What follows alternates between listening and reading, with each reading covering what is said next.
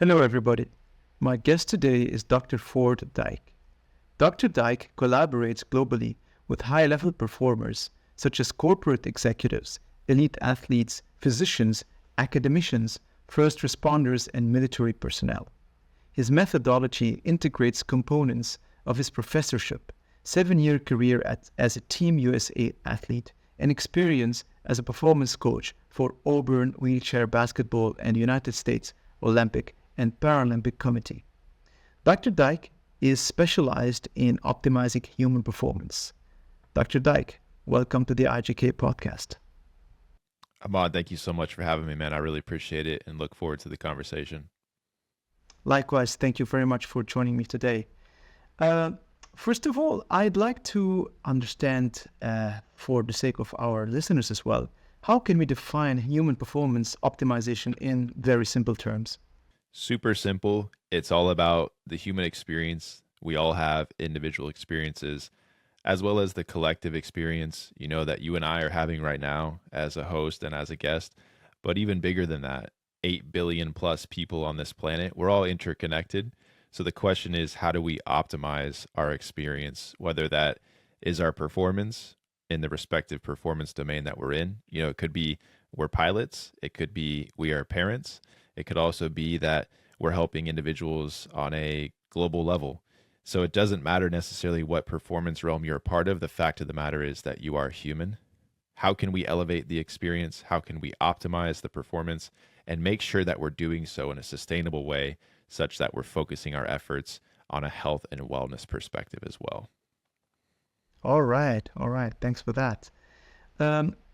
What are the key factors that actually contribute to human performance optimization? If we were to summarize these factors, can we imagine certain buckets or group of factors that are similar to each other?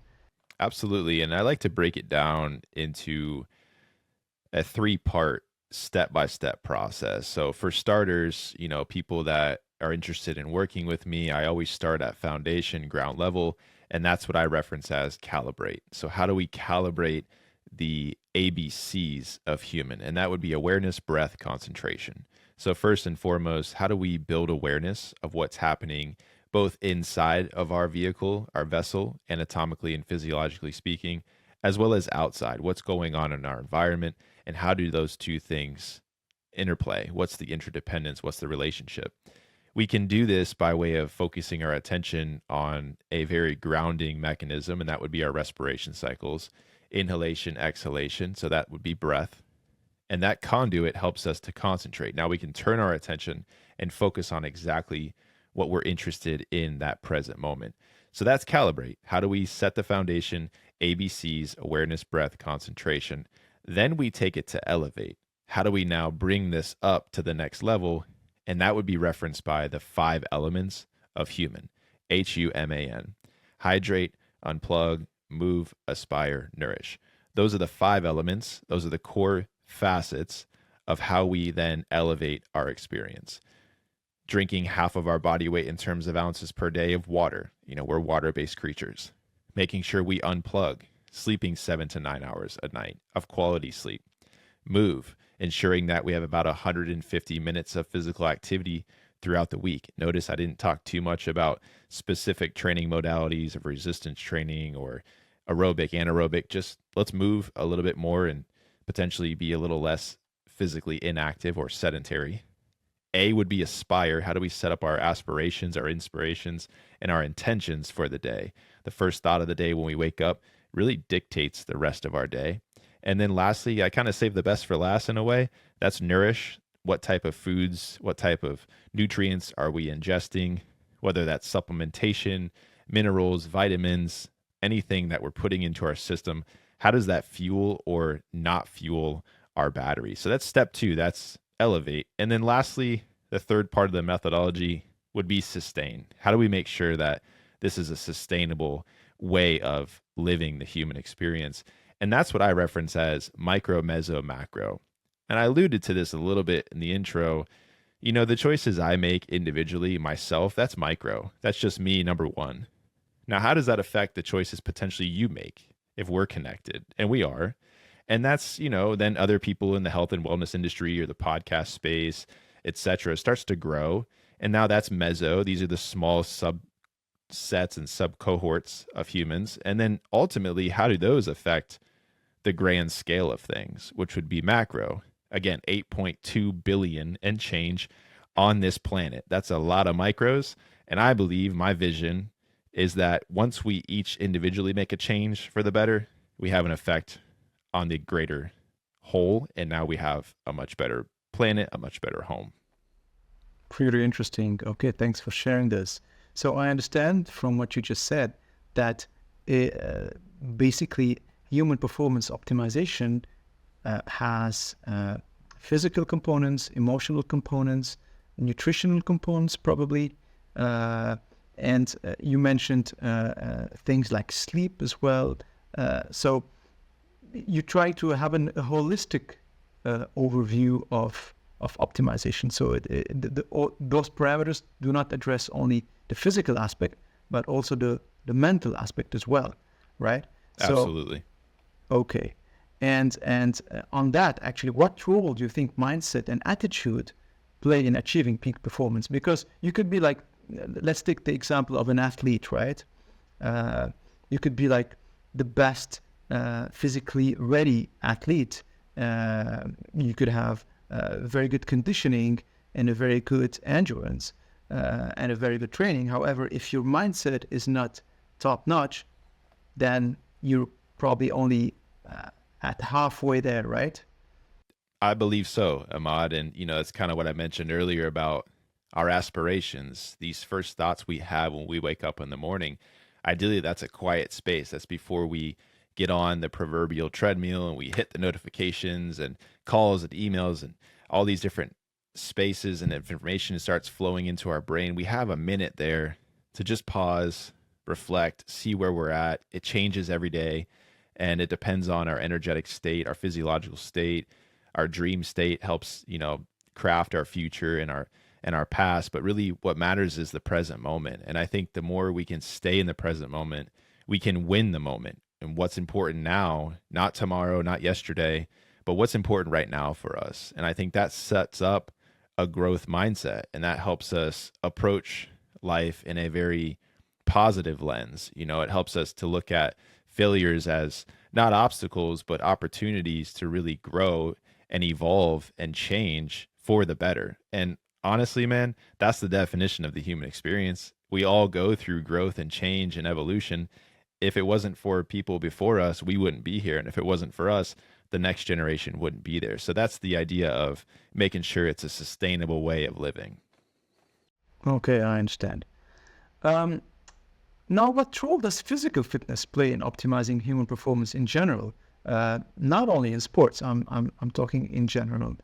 You mentioned that already, but can you provide more details on that?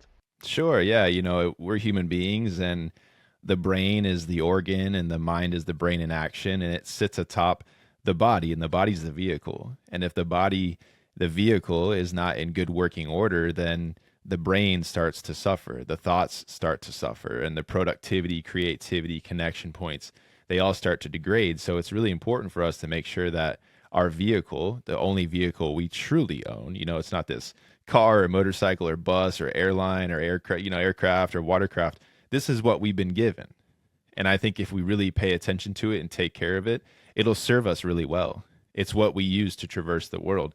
Now, whether we are able-bodied and or adapted, it doesn't necessarily matter. It's the vehicle that we've been blessed with. And so why not take care of it? I think ironically, we spend more time worrying about things we can replace, like a vehicle or a watercraft or an aircraft. And yet we can't go to a dealership and buy an entire new, Ford. I mean, no pun intended. You can buy Fords as vehicles, but I can't go buy a new Ford. This is what I've been given. So I make sure to invest in that properly to ensure that my return on investment is at its highest. I understand totally. And this is where things like fitness, nutrition play a big role, right? 100%. I mean, that's at the end of the day, if you can focus on one thing, I think it's important to hydrate, to move, and to nourish yourself properly. Of course, sleep is critical. That's why it's there as that second element. But a lot of people miss that first element, hydration. It's so important. and they miss the bookend, the end of nourish, and if those bookends are off, then your sleep is thrown off and you don't want to move as much. You're sedentary. You start to get a little bit depressed, physically inactive, aches and pains occur. So you don't set up your aspirations properly. And the whole loop gets thrown off. And that's the whole notion of being human. We're human beings, so let's be more human. Absolutely. With regards to the nourishing aspect, do you have a certain diet, or do you advise people to follow a particular way of eating, or this isn't it actually? So what matters is just to find your nutrients, regardless of what type of diet you have a natural preference to. That's a great question, Imad, and I think it's interesting because when you look at the word diet, the actual definition of the word, it really just means foods that we habitually consume. So foods that we have repeatedly or regularly. And with that being said, the misconception is these diets, these trends that are out, right? Whether it's keto diet or vegetarian, or I only eat carbs at this point, or I'm only eating cheese and bacon. Like there's so many different forms carnivore, of it. Carnivore diets. It's just all over the place, right? So I've said the heck with that. I'm not going to advise anything specific. I'm just going to ask that clients pay close attention to when they consume certain food groups or items, to pay attention to how they feel. We can look at the research all day long, and we can look at the suggested list from registered dietitian and nutritionists all day long. But until somebody puts that in their own body and pays close attention to how they feel, hence that awareness piece, then it's just going to be information. It's just going to be something on a blog post or a website, or a pamphlet. It's really putting it into practice. So what I really like to do is to get people to understand that we have a bunch of different systems in our body, and each of those systems has a homeostatic set point. It's like the temperature in your house. When you change the thermometer, if you put it at 50 degrees or 42 degrees Fahrenheit, whatever it may be, then you're going to have a situation where once that room temperature changes, thermostat kicks on and the air conditioning adjusts. We have very similar mechanisms, and whether it's temperature or hunger satiation or movement, sedentary rest, we have all of these set points. Diet plays a huge role in that. How we fuel our battery, how we make sure we're giving ourselves the proper nutrients, the vitamins, the minerals, the nutrients, the metals even, to make sure that once we have all of those components, our battery can be charged and we can then traverse our day, our week, our month, our year, our decade, our life. All right, great. So based on what you said, I understand, listen to your body. That's kind of the 100%, main advice. Absolutely. And don't get stuck up with this or that diet or fad, right? Your body will never lie to you, man. At the end of the day, it's going to tell you what it needs, what it likes, what it dislikes. It's just the fact that we become pretty disconnected from our bodies. We live externally. We live through screens and feeds, and we're all out here in this space and time. Really, when we can just go back a little bit more internally and more even in a way back to our ancestral ways of living, and I don't mean go eat berries off a tree and sit by a campfire. No, enjoy the modern luxuries of technology, but tune into what it means to be human. And that's essentially respiration, movement, and making sure that our battery is charged. We have the ability to think and to create and to feel and to connect. So why not tune back into that and see how that then turns into enhanced productivity, enhanced performance, better health, better wellness, and a more sustainable way of living. For sure, for sure. I would like to ask a little bit more about the respiration aspect. Sure. You mentioned that already multiple times. When you mention respiration, do you mean specifically keeping in mind or remember to breathe or maybe do some breathing exercises, or do you mean something else? It could be specific exercises, Imad, or it could be simply turning your attention onto your respiration cycles. So one of the practices that I incorporate within that letter B, ABC, awareness, breath, concentration, in the breathing units, what I like to do with individuals is to simply have them close their eyes wherever they are, as long as they're not driving or operating some machinery, of course. Ideally, they're in a quiet space, safe space. They can close their eyes, They can tune into their body and pay close attention to their respiration cycles. So without changing anything, just simply noticing the act of inhalation and the act of exhalation. It happens automatically. We don't have to control our respiration, but it's one feature that we can control. So I can have you say, okay, internally, Imad, make sure you inhale to a count of 5, exhale to a count of 5. Or I can say, hey, Imad, let's take a 7-second inhale, pause for 5 seconds, and give me a 10-second exhale. So there's a bunch of different techniques we can incorporate, but really to build awareness through respiration helps us to concentrate. And that's why it's so important to start with calibrate, to get everybody on the same page, to start noticing how important it is. Something as automatic as respiration can be such a valuable tool for us when it comes to building awareness and being able to concentrate on the moment. All right. That's pretty interesting. This reminds me a little bit of techniques that one might encounter while practicing meditation, right? Absolutely. Like Eastern meditation. So, and I guess these techniques are universal and applicable everywhere, and for sure they can provide a lot of support and help when it comes to feeling better and then enhancing general sense of well-being, right? Without question, and it's always interesting to me. A lot of individuals, they hear of these respiration techniques or practices and they'll say, oh, well, this sounds like, and they label it. And I'm like, wait a minute. To me, it sounds like being human. I mean, we all breathe, right? We all take inhales and we all exhale. In fact, we have to do that. It's the one thing that we have to do.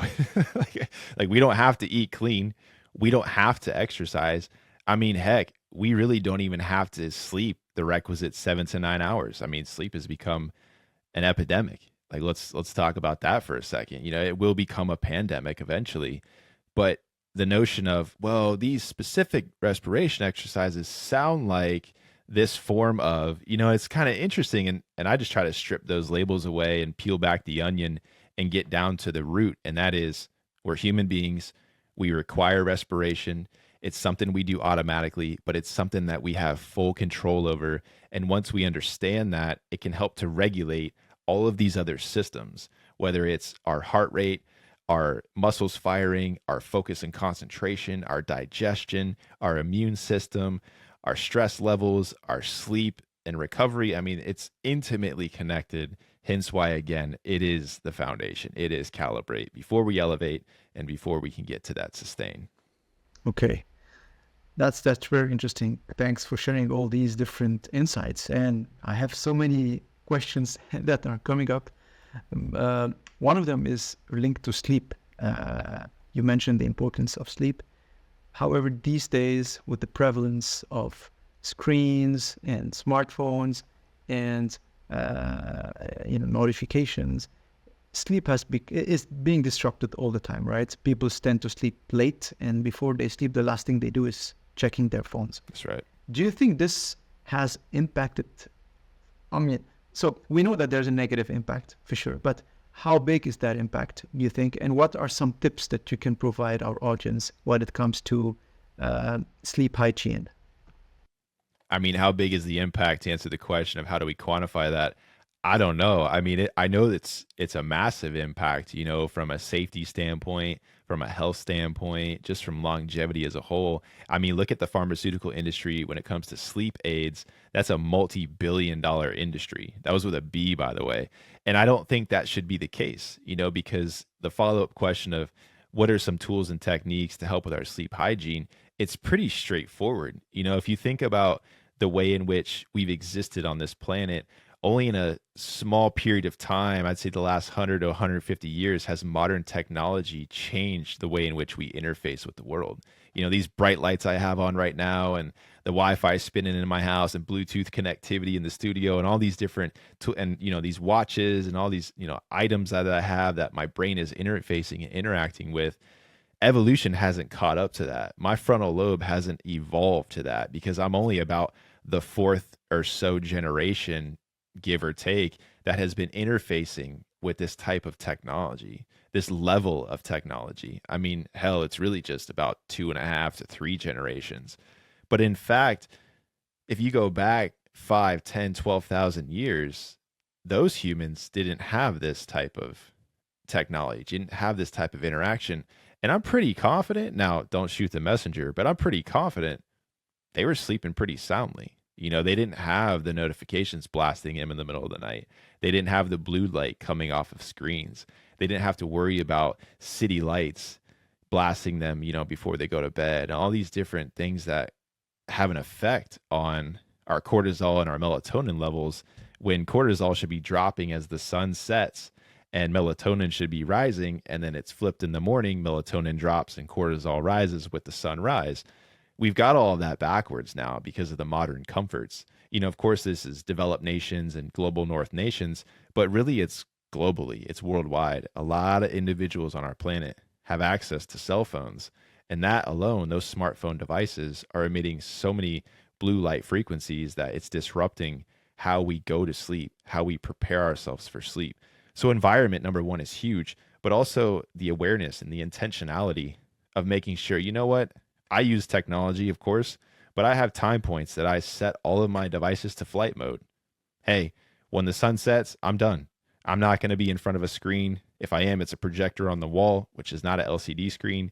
I'm not looking at devices, whether it's mobile devices or tablets or computers. That allows my system to slowly start to transition into recovery mode. And maybe I need a little bit of movement, maybe some stretching or deep breathing or a sauna or a steam or a contrast shower, just to set the tone for the remainder of the night to make sure that I've got my requisites 7 to 9, typically 8 to 9 is my sweet spot. So I wake up feeling refreshed because I know I have a day ahead of me full of productivity, assignments, roles, and responsibilities. And I want to show up and make sure that this experience is the best experience that I have as a human. For sure, for sure. So absolutely, what you're saying makes a lot of sense. Lights and electronics and flipping those cycles, or they call it the sleep cycle, or the biological biological clock, right? circadian rhythm, sleep wake. Yep, there's many different names for it. Yes, exactly. So all these disruptors are for sure negatively impacting sleep in general. But if we let's say we handle this aspect, the light control, let's say, and are there other tips for people who have difficulty falling asleep, even if they turn off the light, a few hours before?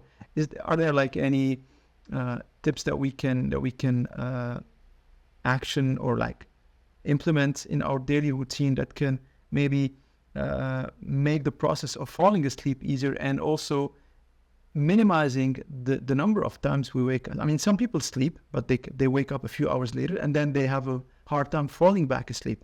Right. So do you have any quick tips that we can share with our audience regarding these particular instances? Absolutely. And the way that I approach recovery, or sleep specifically, is the topic of what we're speaking of right now. I approach sleep tonight. Let's bookmark the episode on April 20th, 2024. I approach tomorrow, April 21st, as tonight's sleep, because that's really the start of April 21st, is how I sleep on April 20th. You see what I mean by that? So my next day is really predicted by my night of sleep. So throughout the day, I'm thinking about, okay, how do I set myself up, for the most success when it comes to my recovery? Now, people may be thinking, this guy's kind of like a robot, he just doesn't live his life. He's always thinking about these. It's natural for me. It's something I've been doing for a long time, and I've got the education and experience in this. But for somebody just getting into this, it's about, starting with the awareness. Okay, how am I approaching my nightly routine? How much screen time do I have throughout the day? And am I always under fluorescent bulbs, or do I have the opportunity to get outside? That's a great way to set up circadian rhythm. The planet has its own rhythm. And if you can align yourself with that, then you're going to be in better alignment for a recovery state. And if you're having difficulty getting to sleep, maybe, like I said, do a little bit of movement, just some light stretching to calm the body down. The mind starts to follow, get into sleep. Make sure that, of course, your lights are low, both in intensity and direction. Candles are great, salt lamps, low light, literally physically low on a desktop or a bedside table. but also making sure that there's no screens in your room. Keep your mobile device outside of your room. Make sure you don't have any televisions inside of your room. That's a big thing. People love to have a big old flat screen in front of their in front of their bed, and I'm like, whoa, that seems like a lot. Or, mobile devices and tablets and all these different pieces of technology, but also making sure your room is cool. The optimal degree is temperature wise. Plays a role. Absolutely plays a role. We get a little bit warm throughout the night as our metabolic cycle changes and we're in these different sleep phases. So making sure that the room is comfortable, and whatever that means to you. In general, somewhere in the 64 to 72 degree Fahrenheit window is most optimal. That's a range, of course, and it may be adjusted for some people. Quiet is always great for the mind, but there will be dark, but there will be a counter argument. Some people I know that live in New York City, they'll say, I can't sleep without the noise of the city. Well, that's because the brain has become habituated to that. So, maybe a sleep machine or a sound machine may help them with that. So just various factors, and if you do get up in the middle of the night to use the restroom or you just toss and turn, make sure you don't reach for the mobile device if it is in your room, if it's next to you. Keep away from the screens as much as you can. Try to practice what's called box breathing. That would be a 4-second inhale, 4-second pause, 4-second exhale, 4-second pause again before you start that cycle. Before you know it, Imad, you'll probably fall back asleep and not even realize that you fell back asleep, which is nice. Making sure that you're hydrated before you go to bed. We sleep 7 to 9 hours. It puts us into a dehydrated state, but there's a balance there too. We don't want to make sure that we're overhydrated, so we're constantly getting up and having to urinate. That would obviously keep us up, and we wouldn't want to do that. So there's a balance, and that's kind of the real key to all of this, is making sure that we have awareness and we're able to now concentrate our efforts on these 5 elements, but also have some balance. We don't want to spend all of our attentional resources on making sure that we stay hydrated and nothing else matters, or we get 7 to 9 hours and nothing else matters. We're moving 150 minutes a week and nothing else, so on and so forth. There's a balancing act to it. And the more we get accustomed to what it feels like to perform at a high level, we'll understand exactly what those balance points and what that equilibrium really feels like. Again, the body never lies to you. We're really smart creatures. We're pretty evolved and highly adapted. And it just is a matter of giving ourselves some time, from being a human being, a Homo sapien sapien. Allow yourself that time to adjust, and you'll start to see the positive benefits of those decisions being made. Well, thank you for all these tips. Pretty useful. Can you provide examples of techniques or strategies for optimizing physical and or cognitive performance? Yeah, we have to move more. I mean, that we have to move. That's the fulcrum pillar right there. Number 3, the M, we got to move. I think a lot of us as modern humans, we're pretty sedentary, as a species. And that is typically a byproduct of occupations or lifestyle choices or, roles and responsibilities. So if anyone could do anything throughout their day, it's sit less, move more, and whether that is getting up in the morning and walking 10 minutes or getting outside for 10 minutes and moving. And then during their lunch break, same thing, 10 minutes of movement. And then before their supper or dinner or their last meal, move a little bit before and or after. So you've got about 30 minutes of just movement. We don't have to assign any meaning to it. Again, I'm not necessarily talking about resistance training and sets and repetitions and different weights and all these different modalities of training. I'm just saying, hey, let's move a little bit more. We're physically inactive, and that causes havoc. That wreaks havoc on our system. The number one variable in chronic disease is lack of movement, is physical inactivity and sedentary behavior. It's one of the biggest comorbidity features of whether we are going to have a sustainable life or not. And so if we can do anything, I just really want to encourage your audience, move more, sit less. It's ironic because here we are on this show right now and we're both seated, we're giving information, having a conversation, but in an amazing world, we'd be able to do this in a walking type of conversation or a movement-based conversation. And, it's just so much better for our system. It allows our blood to flow. It allows our respiration to recirculate oxygenation throughout the bloodstream. It allows thoughts to be cleaner and more precise and concise. It's just so beneficial for the entire system to move more and sit less. All right, all right. When you mention moving, I know you didn't previously. You said we're not gonna talk about resistance or aerobic exercise or whatever.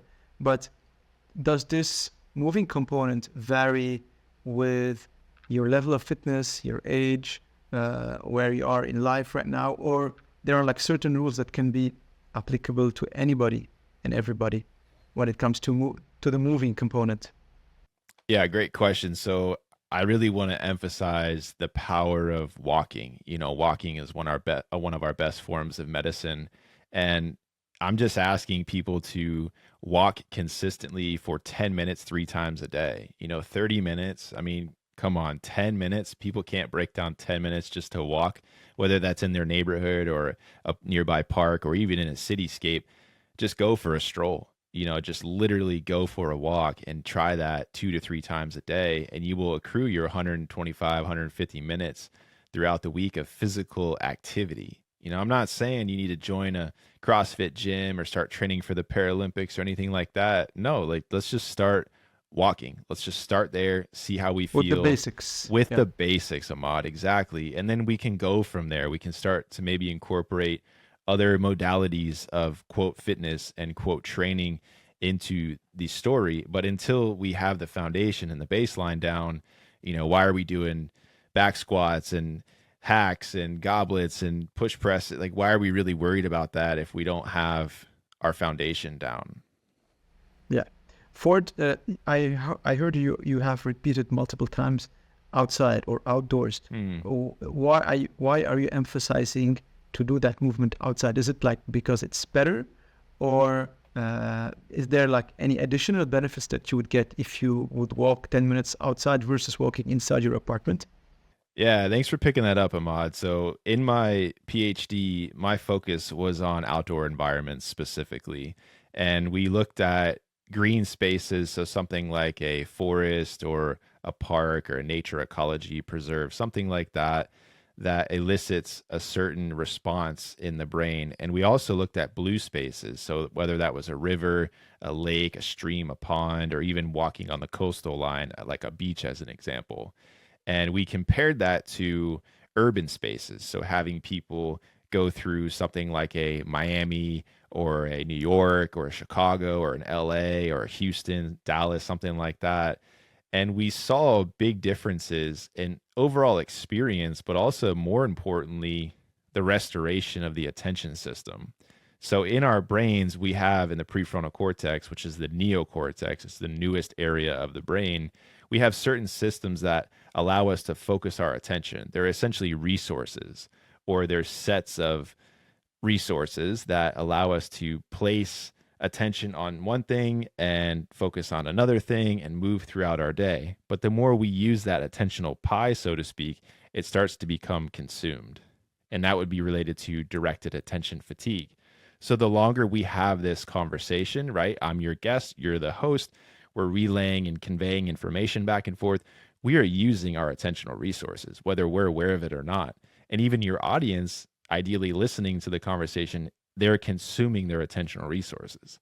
So what I showed during my dissertation work was when we take people, we deplete their attentional resources and we place them in urban, green, and blue, we see stronger relationships in green and especially in blue when it comes to restoring those attentional systems compared to urban space. And you can kind of think why urban space is only pulling more of those directed attention resources versus green and blue helps to restore that based on the environment. So that's why I really like to suggest and encourage people to get outside as much as possible. That's very interesting, and thanks for sharing all these findings that you are finding throughout your research work. So thank you. So what I understand from what you just said is that walking outside, especially in a green setting or let's say park or forest, has the potential to restore, my brain capacity better and faster than versus walking, in a busy street in the city, right? That's right. That's what you're saying.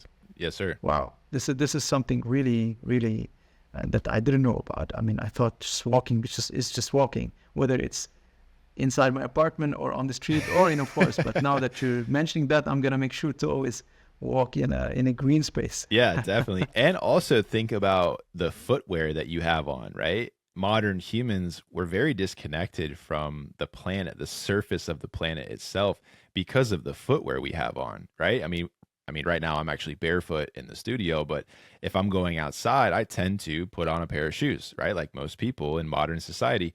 But those shoes have a thick sole and there's an insole and there's material around my foot that's blocking a lot of the connectivity that I have with the planet. So this notion of grounding, making sure I'm grounded with the planet and I'm getting some negative ions, which help my system restore. It helps to eliminate perhaps even some inflammation, helps to reset my nervous system. I think it's really important to be barefoot as much as possible in the presence of nature. You know, whether you're walking around in your grass or even if you're on the beach side, take the shoes off, get connected with the salinity of the air, the texture of the sand, really start to reconnect yourself to what it means to be a human being on this amazing planet that we have. Very, very interesting again. Is this now like science? Are there like scientific researches done on walking barefoot versus wearing shoes? Is this like proven now?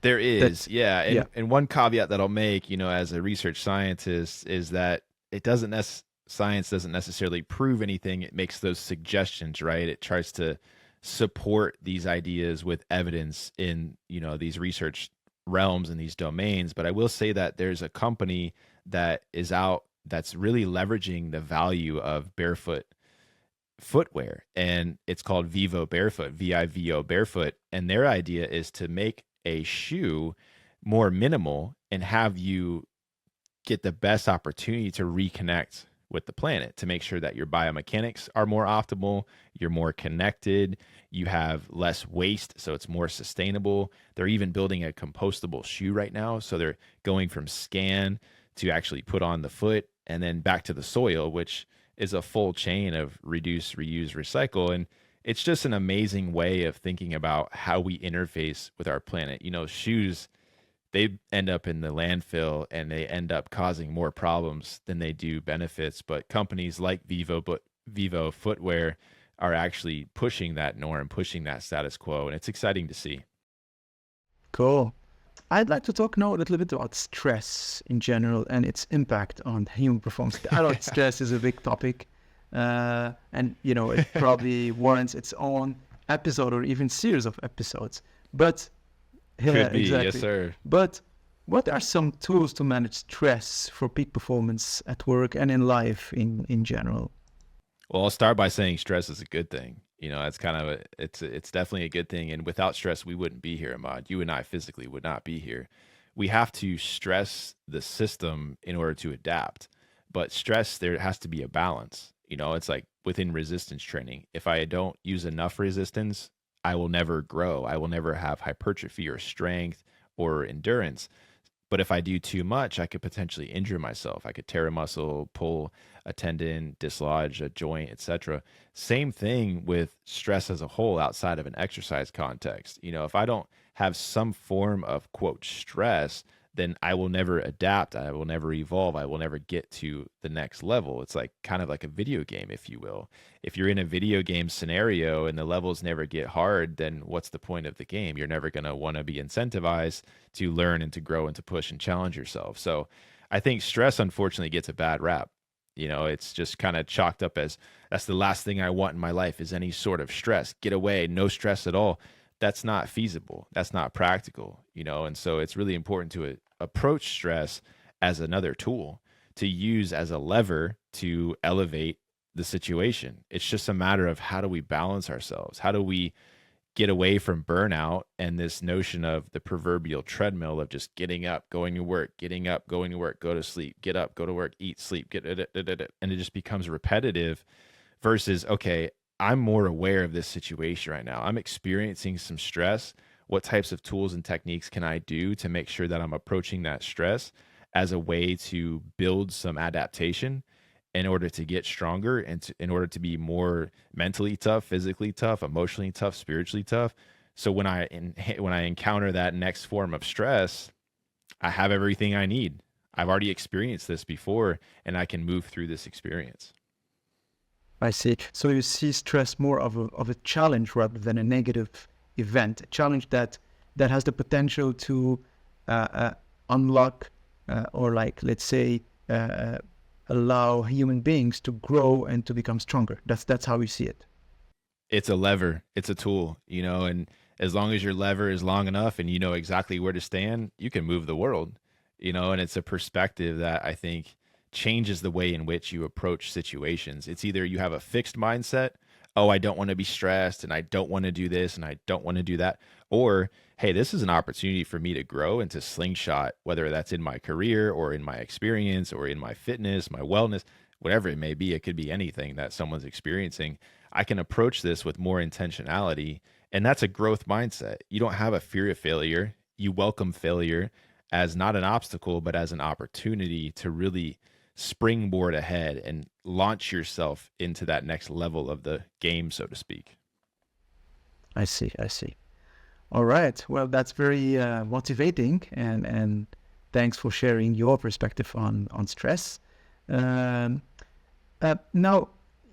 going back to the introduction, we discussed initially that you are a performance coach that is leveraging technology. So can we talk a little bit more about that? How does technology play a role in enhancing human performance? And if you can also share some examples, that would be really helpful. Well, specifically, I leverage technology in the artificial intelligence realm. It's a very new form of modern technology that, of course, is a buzzword.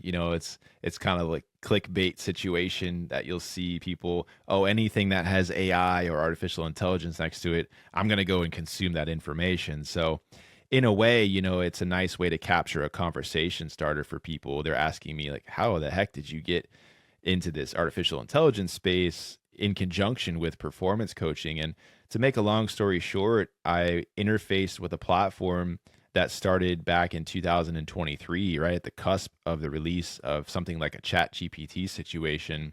And the geniuses at that platform, the co-founders and creators, were using people like myself, coaches in the performance, the health, the fitness, the wellness domain. And they were saying, okay, instead of just having coaches work with clients one-on-one on a 60-minute basis or a 75 or a 90-minute basis once or twice, maybe 3 times a week, we want to use technology, specifically artificial intelligence, to be in the pocket of individuals to work in conjunction or in parallel with those coaches. So the way it works, Imad, is it's called Vital AI, VITAL AI, Vital AI. And the idea is you're able to put in any sort of prompt you want. So you type your prompt in. You could say something like, help me reduce stress before my podcast episode and conversation with Imad today.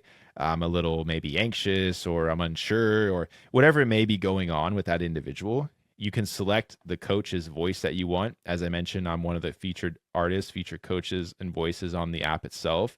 You can select whether you want to do a visualization exercise, which would be kind of cool before a podcast episode, obviously. You can also do body scan to kind of help you with maybe sleep. They have sleep stories as a selection point as well. You can do loving kindness. You can do breath awareness, concentration, mindfulness. There's all different forms of options for you. And then from there, you can select what type of background music you want. So you do want like a naturescape, kind of what we talked about before, maybe some trickling water off of a waterfall or some birds chirping in a rainforest, maybe some crashing waves. And then you have more of like a melodic tone. And then there's a binaural tone, so left and right, isolation, and also silent. If you don't want any background music at all, you can just make it silent. And then the really cool thing that I think is you can select the time that you want. You can do a 5-minute, 10-minute, 20-minute, all the way out to 60 minutes, even infinity.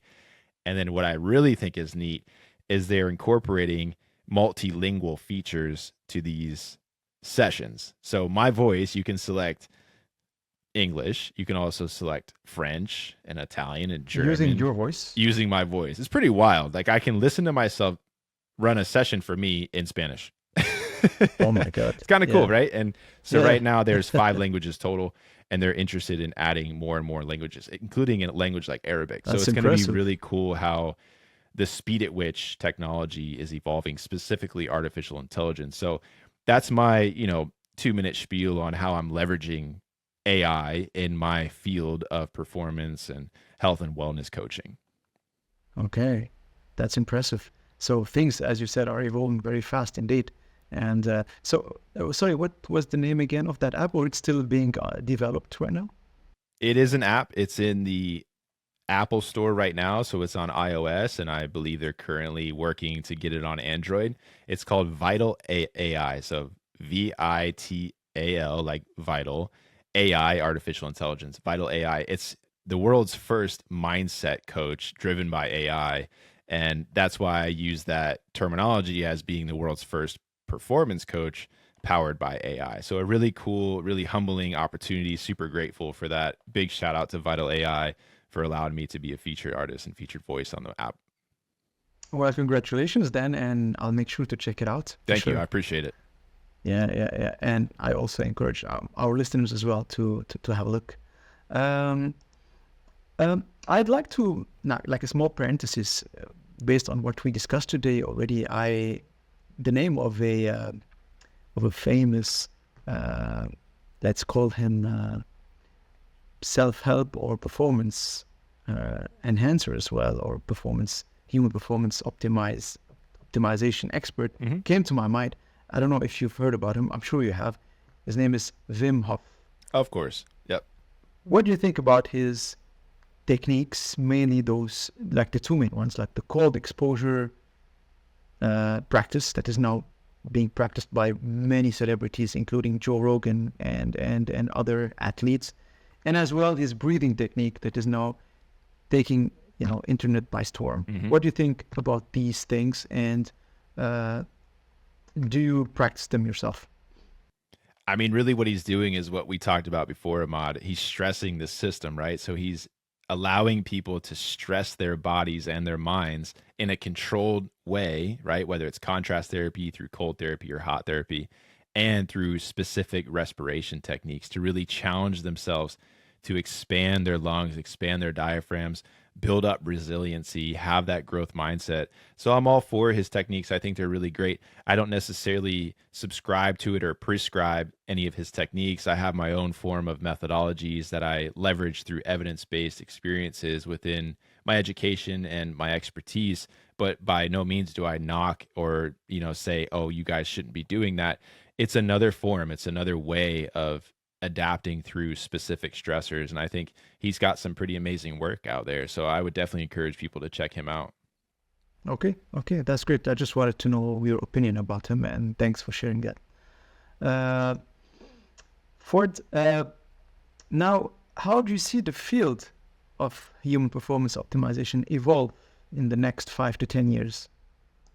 Yeah, I think, with this recent push of artificial intelligence, that to me has got to be where it's headed next. And I said, being at the start of something new, leveraging AI as a function and as a tool to push performance coaching into the next stratosphere, I see it just evolving from there. Right now, Vital AI is, I'm going to plug in a prompt, but very soon it's going to be more of a conversation between, if you're on it, Imad, and you select my voice, now you're almost having this dialogue exchange of, hey, Ford, this is what I'm going on. I'm going through this right now.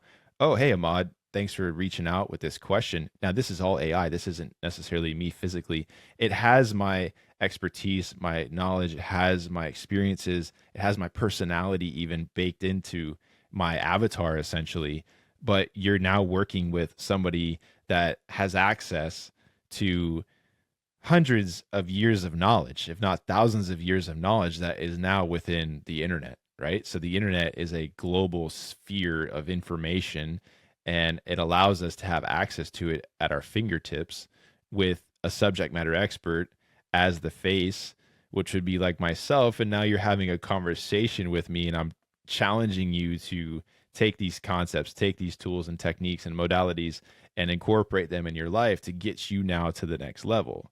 So that right there in and of itself, it enhances me as a coach because it gives me access to so many books and so many different modalities and so many different research articles that in a lifetime I couldn't process in my brain. But with artificial intelligence, it's a massive lever that you as the consumer, you as the client can gain access to. And I think as this continues to evolve and the more individuals that use technology like this, fast forward even 5 years from now, we would have a very different conversation. And that's what I'm most excited for.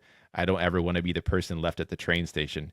You know, if you speak to certain generations that still have a little bit of uneasy feeling using email in 2024, I'm like, oof, I don't ever want to be on that side of the coin. You know, I want it to be 2050 and say, I remember when this was X and then I saw it turn into Y and now it's Z.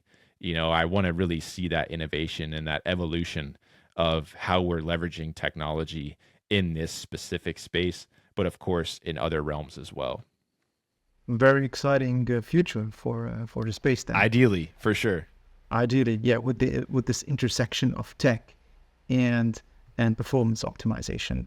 And my next question, and maybe we can end on that. What advice, Ford, would you give to someone who wants to start improving their performance, but doesn't really know where to begin?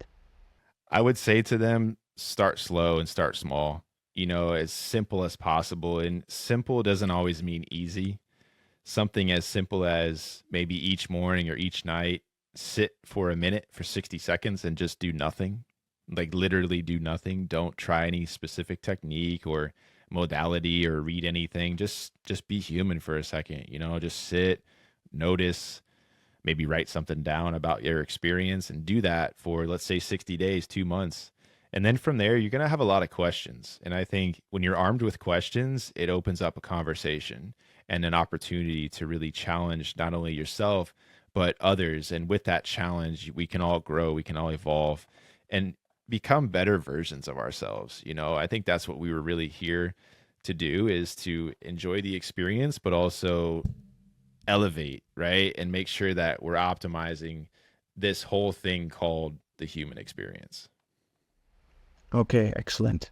And for those who are interested to know more or get in touch with you, can you please provide like a little bit of information about your website, how they can touch base with you?